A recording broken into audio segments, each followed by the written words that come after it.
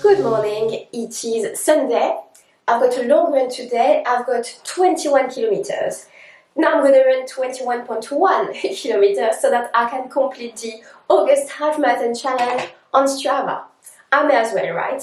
And today it's easy pace all the way, but in exactly 10 weeks, I hope I'll be a fair bit faster than what I'll run today, because it's going to be the Valencia Half Marathon, which is my only key race for the rest of the year, and training for this starts officially tomorrow.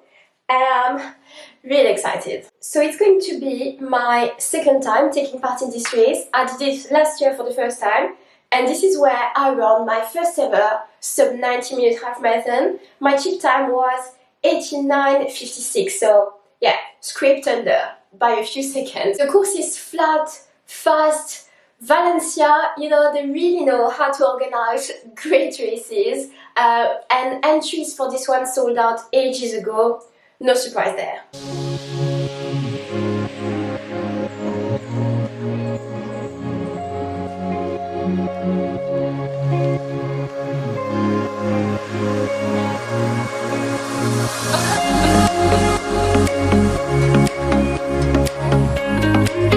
I'm 8 kilometers into this run, and it's one of those where I kind of want it to be overweight already.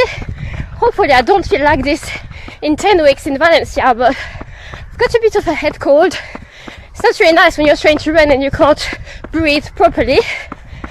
Apologies if I sound congested. I am indeed congested. I've got a completely blocked nose right now. Anyway, so I've only raced one half marathon this year. That was the Malaga half in March, and I ran 88:13, which is my current PB. My goal for this year is sub 88 or 88 flat. With the progress I've seen in the shorter distances in the past few months, I'd like to think that it's going to help me with this half marathon training block, and I'd like to think that I can run 87:50 something in October. So I would say that's kind of the bare minimum goal, 87:50 something, and now the closer I can get to 87 flat, the better. Of course, right now I feel a bit vulnerable with longer distances because I've not done many long runs lately. So the goal for these next 10 weeks of training is to ensure that I'll be mentally and physically in the best possible place to run 87:50 at a minimum. I want to feel as bulletproof as possible when I'm on the start line, knowing that I've done absolutely everything I could. And ideally I'd want to be in a place where, unless I'm ill on the day or I fall over, I could run 87 something.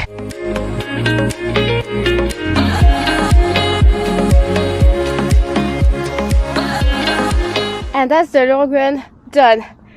This one felt long. When it's not a long run workout, oh my gosh, it just feels like it's dragging on and on, but yeah, made it eventually.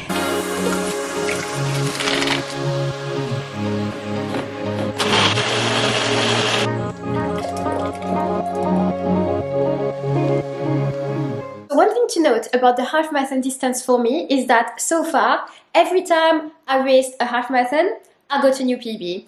My very first half marathon race was November 2021, and I did a 1:41 something. Since then, I've raced 9 more half marathons, and all of them have been a PB. So I did a 1:39, 1:38, 1:37, 1:35, 1:33, 1:32, 1:29 twice, and then 1:28. As you can imagine, I am not prepared to break the streak yet, and hopefully in October we add one more PB to this list. Right, so what is going to be different this time around for this half marathon training block?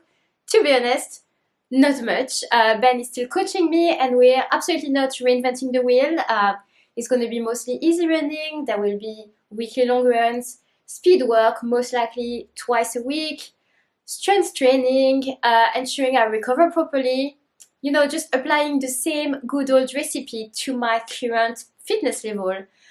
So what could change is possibly my weekly mileage might go up compared to what I was doing when I was preparing for Valencia Half last year. I don't think it's going to be much different to what I was doing when I was training for Malaga Half earlier this year.